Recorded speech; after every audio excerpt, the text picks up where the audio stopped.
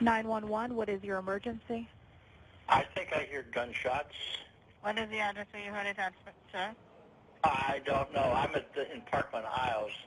It sounds like it's over towards the high school, over towards Douglas. Might have been gunshots maybe 15 minutes ago or so, and then I just heard 4 or 5 right in a row just a few minutes ago.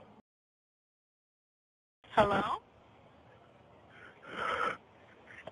Hello? Gunfire erupted this Breaking afternoon. news at this hour right now. A Maryland high school on lockdown after yet another school Site today shooting. of a mass shooting, and this time Absolutely, thank gunfire God. aimed Just at 10 minutes ago. elementary school children.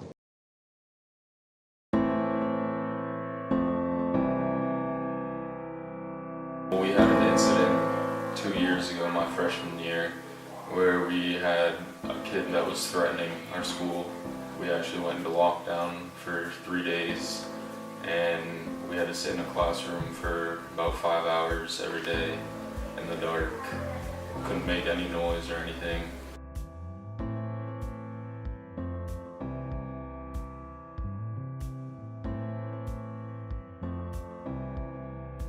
I think that these shooting events, they seem to be coming a little bit more rapidly.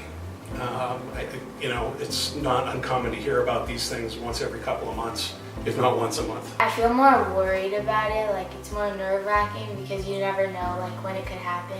How do I respond as a police officer? But I think it's more important to look at it from how do I respond to school shootings as a parent. I've got a child in college, I've got a child who's a senior in high school, and I've got a child who's in grade school right now.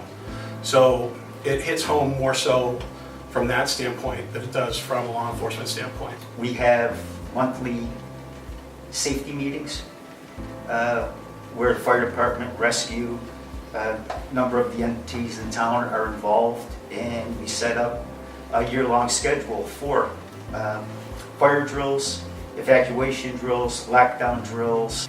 Shut all the doors, like lock, this is like not a drill, and like you would sit in the corner and it was like hours until you could be like let out until it was clear. And some days you would just be in there for like the whole day. We basically just go into like the safest corner away from the door, like furthest away from the door, and then like shut all the lights off and like just sit in silence. I think one of the biggest issues that we've seen over the last 10 years is the internet, and the internet pushing out news really rapidly. I think that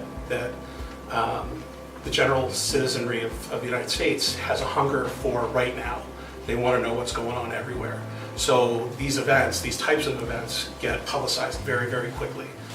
I'm constantly talking to my kids about what school violence looks like, what they should do, to keep themselves safe, what they can do to keep themselves safe, and making sure that they understand all the guidelines that the school puts forth to try to make sure that they're okay.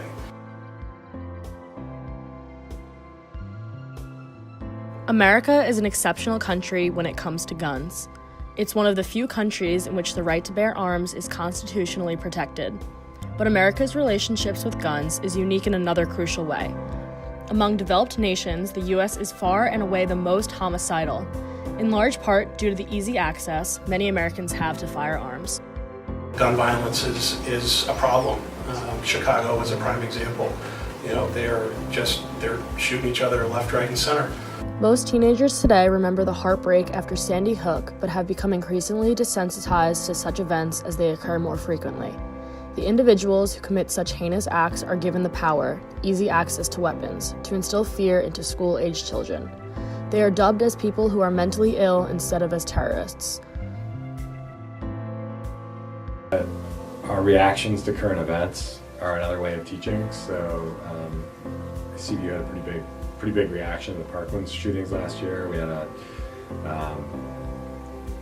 we had a full student walkout, which it was interesting. Like, well, are you going to stop the students and suspend them if they go out? I'm like, hell no. Like, of course I'm not going to do that. They're exercising they're being politically active and using their voice. Like, that's what we want.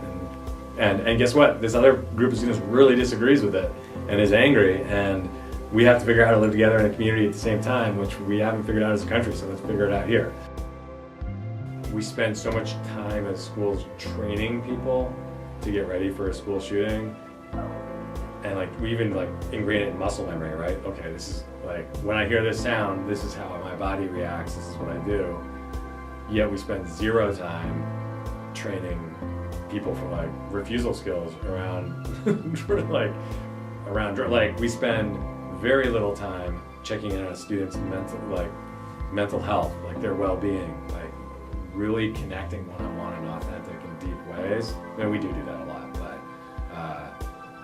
we don't stop as a whole school and do that, you know. So I understand that fear is driving a lot of our reaction to school shooting right now, and that we have to make sure that we keep our eye on the real threats. The issue of gun violence is a controversial topic in the 21st century, mainly because every individual is entitled to their own opinion. Some common strategies that have gained a large following include creating stricter gun control laws, focusing more on mental health, and creating a more defense-driven school system. However, this epidemic is far too complex for an easy solution. If nothing is going to be done on a macro or national level to solve this problem, then the problem must be handed off to the individuals who are able to change the micro level within the school themselves. The changes needed to solve or minimize the issue of gun violence within schools will need to be made by the members of our generation, not by members of our government, specifically Congress, who have been out of touch with the school system for years. Real change requires time and effort made by individuals who are within this climate on a daily basis. Teachers and school administration need to be adaptive leaders by making the change they want to see. Every school has a unique climate, therefore, one single fix for gun violence will not act as an umbrella for all schools.